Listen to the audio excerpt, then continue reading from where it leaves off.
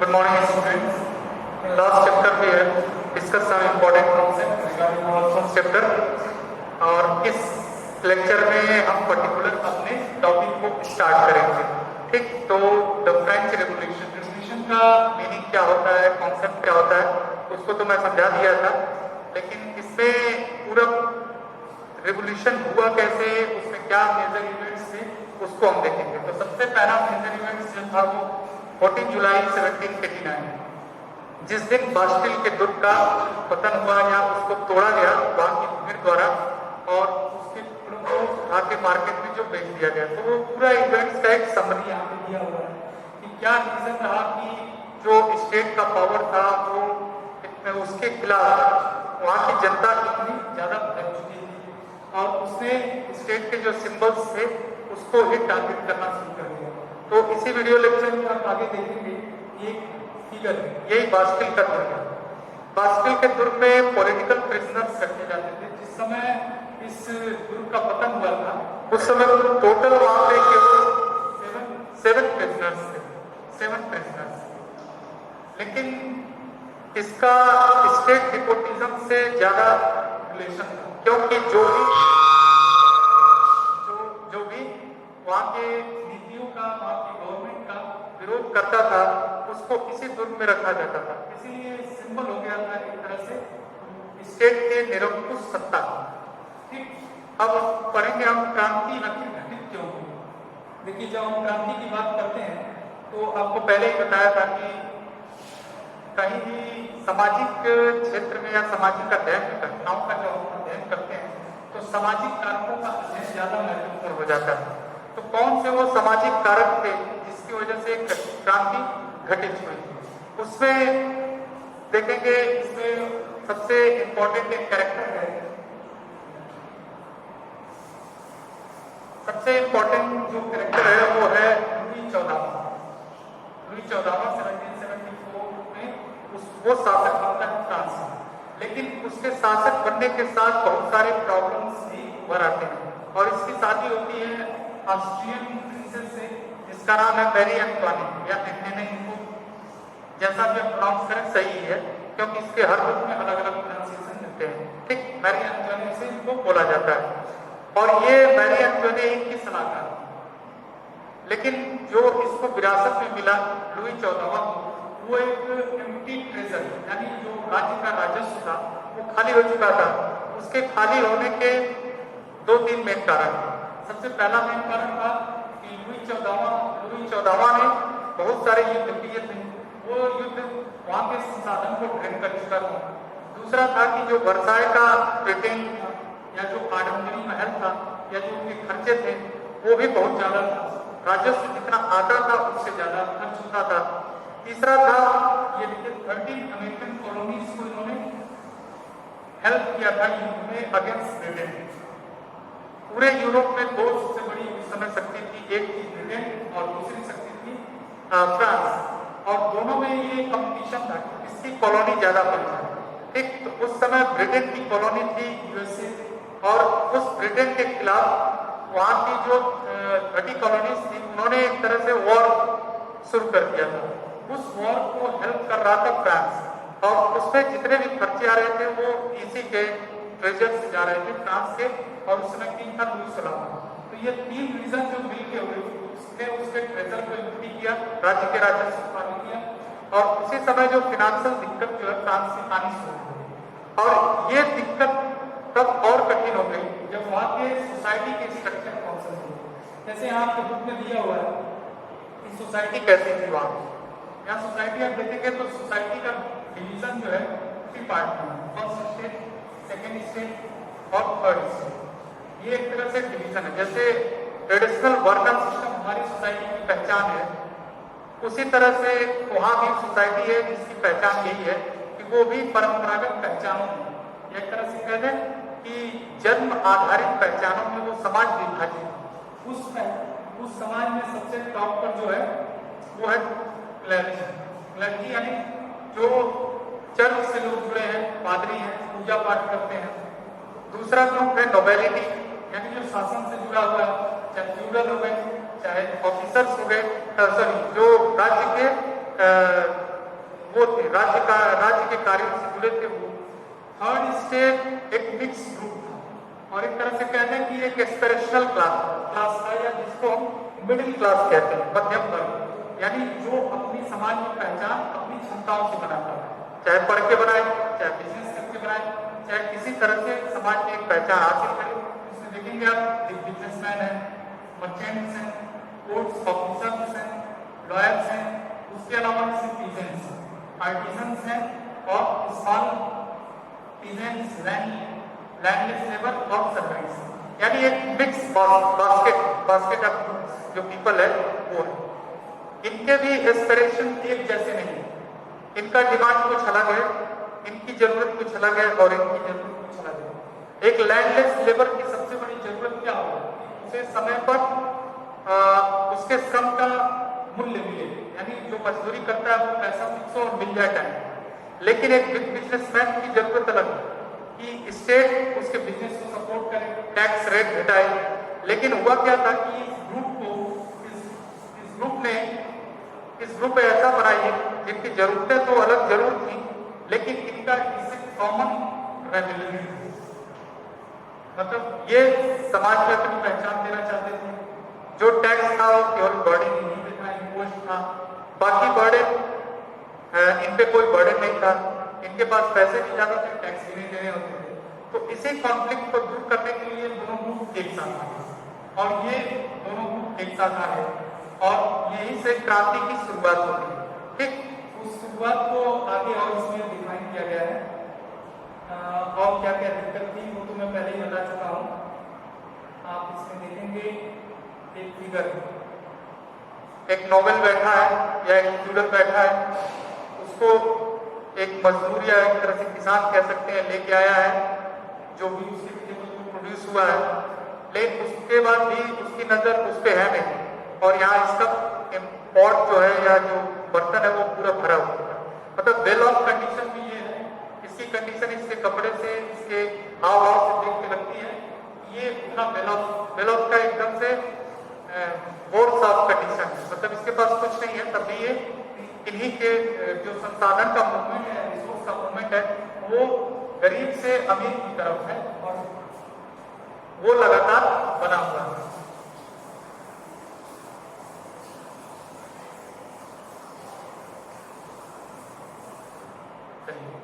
और इसमें फिर आगे है आपका कि स्ट्रगल टू सर्वाइव, ये इंपॉर्टेंट चीज है कि क्रांति का एक रीजन तो हमने पढ़ा कि सोसाइटी का डिवीजन कैसा था, फाइनेंशियल क्राइसिस ऑलरेडी आ चुकी थी, टैक्सेशन सिस्टम कितना वीक था, और टैक्स भी केवल थर्ड स्टेट के लोग ही देते थे, बाकी लोग नहीं देते थे। यहाँ आके कुछ और क्लियरिटी आएगी कि क्रांति शुरू होने के पहले की कंडीशन क्या थी। तो द स्ट्रगल टू सर्वाइव, यानी जीवन के लिए संघर्ष, यानी एग्जिस्टेंस के लिए संघर्ष, इसको कहा जाता है सबसिस्टेंस क्राइसिस, यानी an extreme situation where the basic means of livelihood are endangered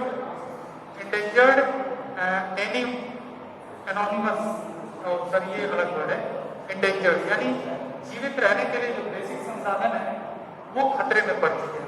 तो वो कैसे खतरे में पड़े वो यहाँ देखने से पता चलेगा। 1715 में 23 मिलियन पॉपुलेशन फ्रांस की, जबकि 1789 में ये पॉपुलेशन बढ़ के हो गई 28, यानी एक तरह से 22% का ग्रोथ है पॉपुलेशन का। ठीक, लेकिन उसके अकॉर्डिंग फूड ग्रेन प्रोडक्शन जो है वो नहीं बढ़ा। दूसरा, वर्कर की जो बेस या एक तरह से कहेंगे लेबर का जो वेज था, अमाउंट या मनी जिससे वो कहते हैं कि वो उनके लेबर का जो कॉस्ट मिलता है वो उस अनुपात में नहीं बढ़ा। उससे क्या हुआ कि खाद्यान्न संकट, मार्केट में फूड है नहीं, फूड की प्राइस बढ़ गई है, वेज बढ़ा नहीं है, तो इसका सीधा इम्पैक्ट होगा कि लोगों को खाने का संकट पड़ गया, और इसी को हम कहते हैं सबसिस्टेंस क्राइसिस। ये आगे बड़ा अच्छा चीज है। इसमें एक बच्चा और पूछा था ओल्ड रिजीम क्या है। ओल्ड रिजीम क्रांति के पहले की अवस्था, यानी 1789 के पहले जो समाज था, एक तरह से फ्यूडल समाज, फ्यूडल को हम पढ़ चुके हैं, फ्यूडल किसे कहते हैं, एक डेस्पोटिक रूलर जो निरंकुश शासक था वही शासन करता था। तो उसके पहले, क्रांति के पहले का जो समाज था उसकी जो भी विशेषताएं थी वो ओल्ड रिजीम कही जाती है। क्रांति के बाद जो समाज बना वो नई रिजीम कहा जाता है। ठीक, इसमें एक बड़ा अच्छा ग्राफ दिया है, ये ग्राफ आपको समझना है।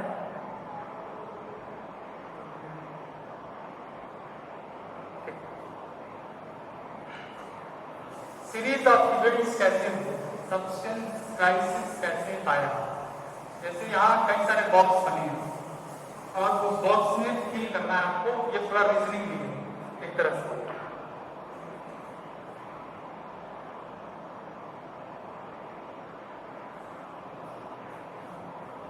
ये एक रीजनिंग दी है, जैसे एक दिया बैड हार्वेस्ट, उसके बाद दिया the poorest can no longer buy bread, उसके बाद यहाँ दिया डिजीज एपिडेमिक्स, और उसके बाद यहाँ आपको ये सारे बॉक्स भरने हैं। और इसमें भरना क्या है, food rights, scarcity of grain, increased number of deaths, उसके बाद राइजिंग फूड प्राइस और वीकर बॉडीज। अब इसे देखिए, सबसे पहले दिया बैड हार्वेस्ट। बैड हार्वेस्ट यानी फसल खराब हो गई, तो सबसे पहली चीज जो होगी वो होगी फूड स्कैर्सिटी, यानी स्कैर्सिटी ऑफ ग्रेन। जब प्रोडक्शन खराब हो गया तो स्कैर्सिटी ऑफ ग्रेन आएगा। इसको मैं ऐसे लिखूंगा,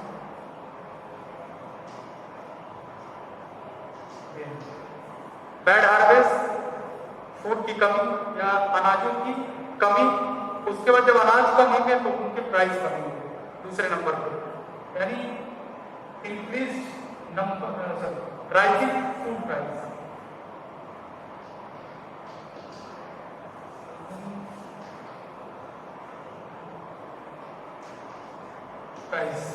अब दो चीज देखिए, सीरीज ऑफ इवेंट्स कैसे, bad harvest, scarcity of grain, rising food price, इससे the poorest can no longer buy bread. अब यहाँ पे फिर दो बॉक्स दिया है, जब वो खरीद नहीं पाएंगे ब्रेड या जो भी जरूरत की चीजें हैं खाने की, तो उसके दो इम्पैक्ट होंगे। पहला होगा, यहाँ दिया है डिजीज इपिडेमिक्स। तो डिजीज इपिडेमिक्स कैसे होगा, वीकर बॉडीज। अगर किसी का आहार पोषित नहीं है या संतुलित आहार नहीं है तो बहुत प्रबल संभावना है कि उसको डिजीज हो जाए। जैसे कोरोना हो रहा है, तो कोरोना में डॉक्टरों की अभी तक कंफ्यूजन क्या है, 90% केस और केस सिम्टोमेटिक माइल्ड, यानी जिसका इम्यून सिस्टम अच्छा है वो अपने आप ठीक हो जा रहा है, उसको कोई मेडिकेशन की जरूरत नहीं है। तो सेम चीज यहाँ भी है, जिसको अगर फूड नहीं मिला तो बॉडी वीकर हुई,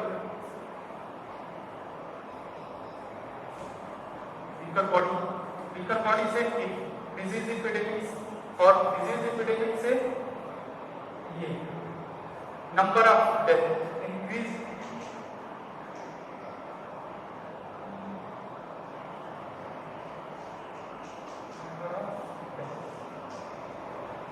एक बॉक्स यहाँ और बच गया, the poorest can no longer buy bread. तो समाज में जब भी संकट आता है, चाहे खाने की क्राइसिस होती है, तो समाज में अपराध बढ़ जाता है। ठीक, तो वही चीज यहाँ भी होगा। एक चीज जो बचा है, फूड राइट्स, भोजन के लिए दंगे।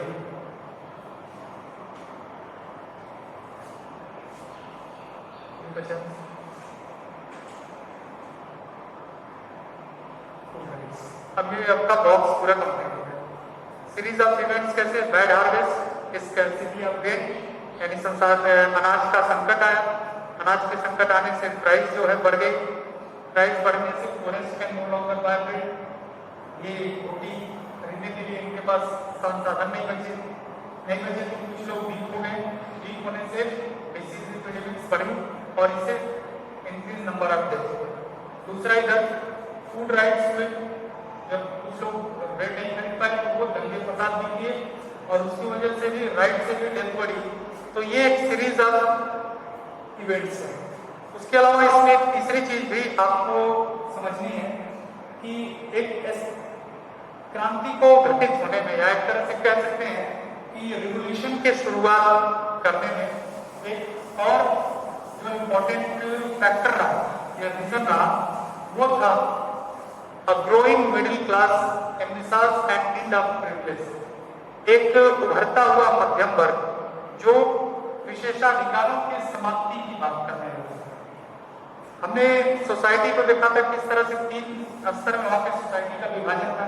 First state, second state, clarity और नोबल, ये दोनों लोग विशेषाधिकार प्राप्त वर्ग थे, जिनको टैक्स नहीं देना पड़ता था, जिनके पास सारे प्रिविलेज थे। जबकि थर्ड स्टेट जो काम भी करते थे, टैक्स भी देते थे और प्रिविलेज भी थे।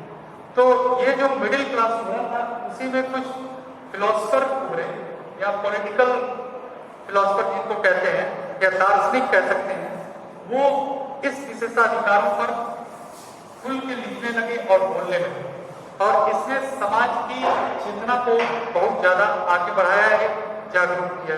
तो इसमें 3 नाम सबसे इंपॉर्टेंट है, लॉक, रूसो और थर्ड एक्विनास या मॉन्टेस्क्यू। तो मॉन्टेस्क्यू को तो मैं आपके पॉलिटिकल वाले चैप्टर में पढ़ा चुका हूँ, लेकिन यहाँ रूसो के बारे में बात करनी है। रूसो आप अपने बुक में देखेंगे तो सोशल कॉन्ट्रैक्ट की बात करता है।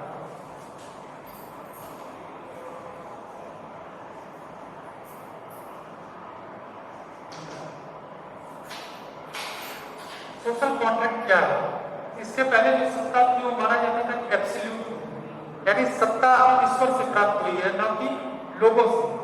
तो रूसो ने कहा कि ये सत्ता जो है वो ईश्वर से नहीं प्राप्त हुई, बल्कि समझौते से बना है।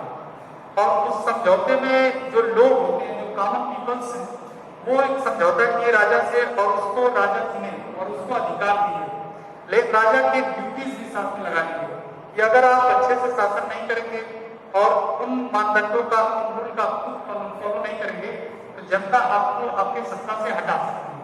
ठीक, इसी को सोशल कॉन्ट्रैक्ट थ्योरी कहा जाता है।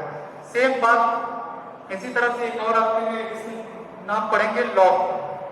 लॉक नेचुरल राइट्स की बात करता है। नेचुरल राइट्स वो राइट होते हैं कि जिनको कोई शासन छीन नहीं सकता।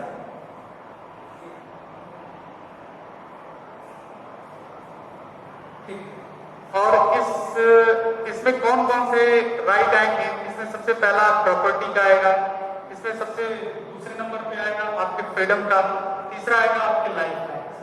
लॉ ये कहता है कि ये 3 चीजें जो है वो हमें गवर्नमेंट ने नहीं दी है। हमें प्रॉपर्टी गवर्नमेंट ने नहीं दी है, हमें जीवन जो है वो गवर्नमेंट ने नहीं दिया है, और हमारी जो फ्रीडम है उसको गवर्नमेंट ने नहीं दी है। इसीलिए ये चीज गवर्नमेंट को छीनने का अधिकार नहीं है। तो उसी को नेचुरल राइट्स कहा गया है। इसके अलावा एक और चिंतक है जिसको कहते हैं Aquinas. Aquinas separation, Montesquieu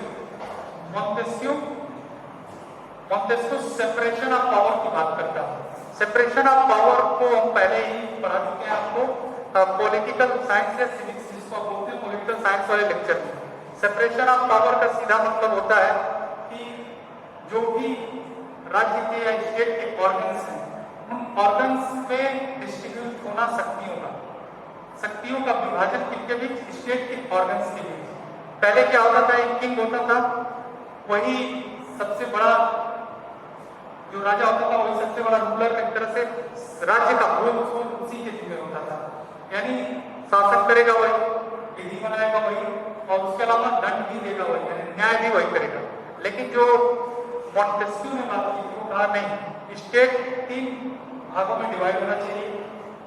particular execute करने के लिए एक अलग बॉडी होनी चाहिए जिसको एग्जीक्यूटिव कहा जाता है, और सेकेंड नंबर पे जुडिशरी होनी चाहिए, और फिर लेजिस्लेटिव होनी चाहिए, यानी न्याय कोई और करे और उसके बाद रूल कोई और बनाए और उसको एग्जीक्यूट कोई और करे। इससे व्यक्ति के अधिकारों को सुरक्षित रखा जा सकता है।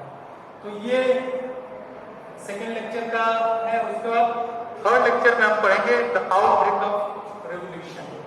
बाकी के लिए इतना ही। Thank you.